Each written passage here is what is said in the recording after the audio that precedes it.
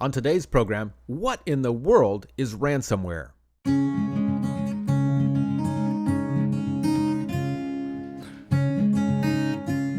Hello, my name's Chet Davis, your technology tutor. Welcome to Tech for Experts and Authors. And if you're not an expert or an author, you're welcome to come along for the ride as we discuss how to use technology more successfully, more creatively, and more securely.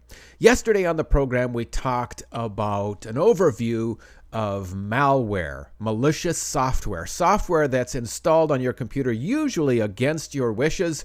And usually it's not something you want to use, something you want to employ. It's for somebody else's benefit and not yours. Today I want to focus on ransomware, and the reason why it's come in the news just last week. 150 countries were impacted, and some 200,000 victims fell prey to a ransomware virus, a piece of software that was installed in folks' computers, both personal computers, but a lot of business computers, a lot of infrastructure. We'll talk about that in a moment. And this ransomware affected their computers to such a degree that in the UK, the National Health Service basically shut down for the day. They said, don't come in for your appointments. If you have a surgery, don't come in for surgery. Our systems have been impacted so heavily. First of all, what is ransomware? So ransomware is based on the word, ransom or kidnap, this age-old crime where someone would take something that's valuable to another person, oftentimes a person, a child, maybe a spouse, a family member, and hold them for ransom. In other words, you give us some money, you give us some monetary reward, we'll give you back this possession, we'll give you back this treasured thing. Now, in the case of ransomware, they're not coming in your home and taking your computer physically. What they're doing, they're coming into your home or office via the internet.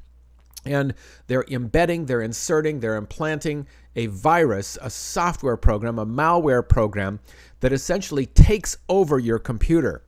And it can be one of two things. It can be either something that blocks your screen, that prevents you from seeing what goes on, that essentially locks you out of your computer. They also have the ability to encrypt your files. And what that means is all the data on your hard drive.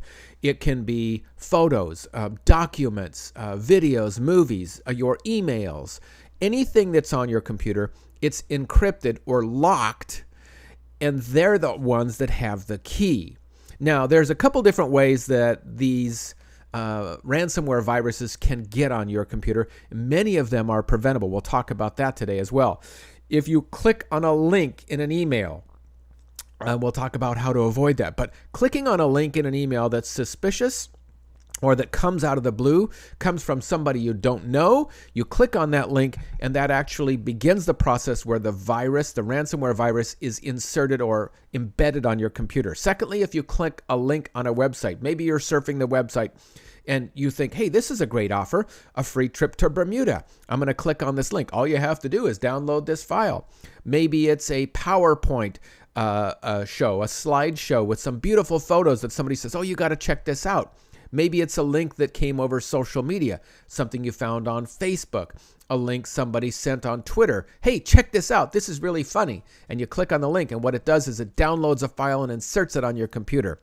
The last way that this is usually done is the hackers will insert a virus into your computer through what we call a backdoor. In other words, it's not something you're doing right now, but maybe something you did in the past. Maybe you clicked on a link in the past, and what it did is it created a backdoor. The hackers already have access to your computer. They may be watching the keystrokes, so they may be watching the passwords you type in. They may be watching your bank account activity. All those things are possible. Another way that they get in there is what we call software vulnerability. So if you're using a particular piece of software or a particular web browser or an operating system that has a vulnerability, they learn about these vulnerabilities and they exploit them. They get to your computer through these software vulnerabilities, these inefficiencies, these problems with software. In fact, the virus that I'm talking about last week, it's called WannaCry, because if your computer was infected, you probably want to cry. There isn't much you can do about it. And That computer virus, according to the latest news reports, came through a vulnerability that was discovered in the Windows operating system, Windows 7. And to their credit, Microsoft, when they learned about this, I believe back in April of 2017, they released a patch, which means they released a security. They released something that takes care of that insecurity. But a lot of people had not updated their computers. Sometimes it's because they didn't get around to it. Sometimes larger organizations don't update to the latest patches because they're not sure what that's going to do to the other software that they run on a daily basis. But these hackers exploited that, took advantage, got in there, and held these computers for ransom.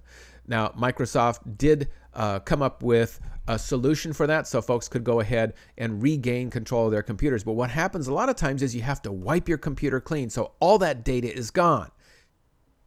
Why would hackers do this? Well, the security company Symantec, who makes antivirus software, has estimated, and this is conservatively, it's probably much more, that at least $5 million is extorted from ransomware every single year. $5 million.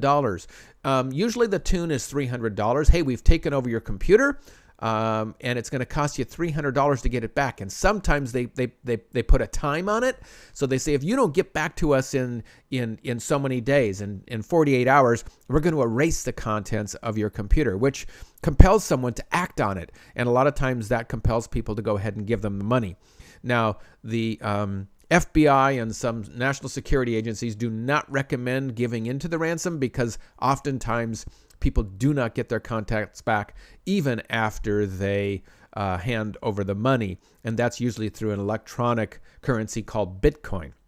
Now, here's some examples of the screens that folks get locked out on.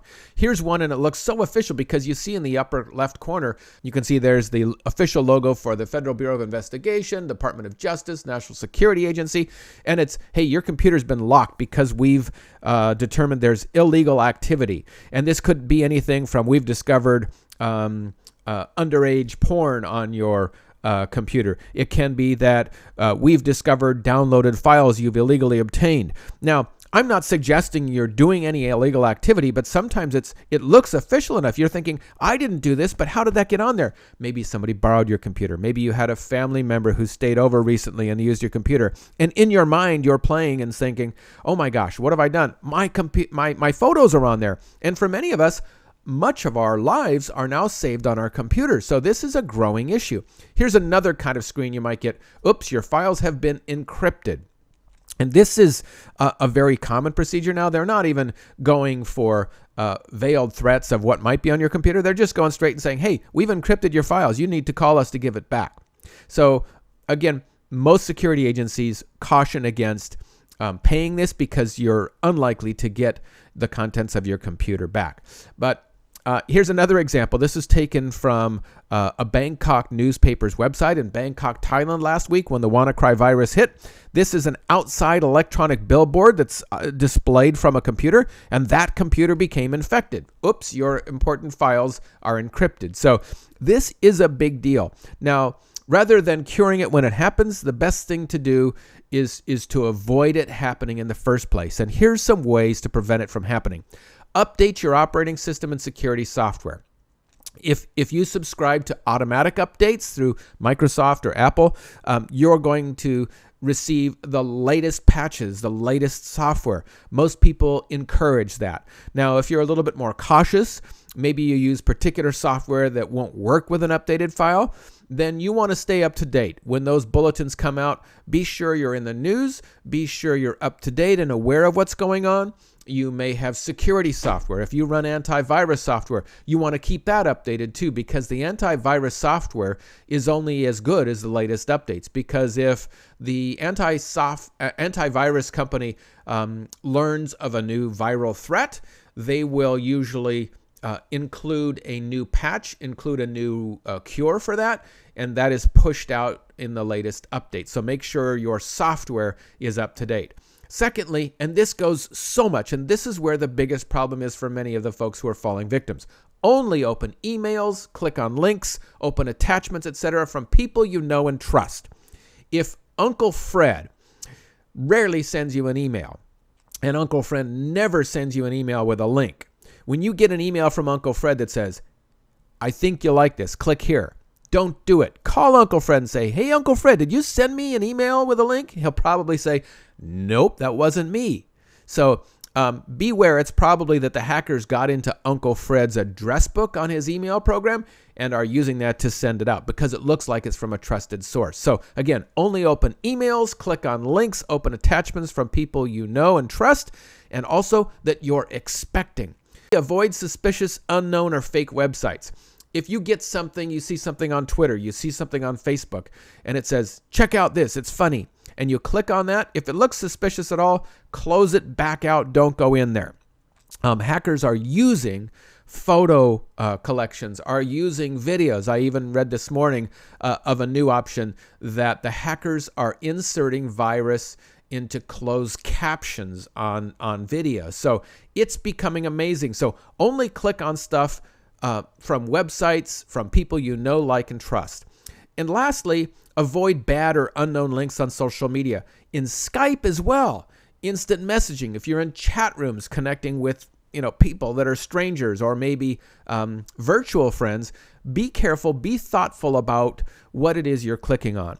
Lastly, the only way to save yourself should this occur is you're probably going to have to wipe your computer clean and start over from scratch. Now, that's a hassle in terms of time, but it's even more of a hassle. It's a disaster if you don't have a backup. That's why in many programs I've talked about backing up your files. Check the program we had a couple weeks ago where I talked about the different ways to backup, local backups, cloud backups, mirror backups, etc. There are a number of great sources that are affordable, some are free, that will allow you to back up the contents. Only then can you be safe and secure. While we're on the topic of security, I've prepared like a 9-page PDF that helps folks understand the importance of passwords and give you some tips on creating your own secure and easy to remember passwords. Go to my website, yourtechnologytutor.com. That's yourtechnologytutor.com. In the upper right-hand corner, enter your name, first name, and email address, and I will email you. I'll send you this free 9-page PDF that will help you get more comfortable about creating and using secure passwords. That's it for today's program. Tomorrow on the show, I'm going to talk a little bit about what if you get a virus. Not so much the ransomware, because that's pretty much a lockdown, but what if you get a computer virus that's asking you to, click here, and all these pop-ups are happening all the time, and it's more of an annoyance than anything else? Well, I've got a couple tips how you can eliminate, how you can clean your computer of that. Chet Davis, your technology tutor. Go out there and make it a great day.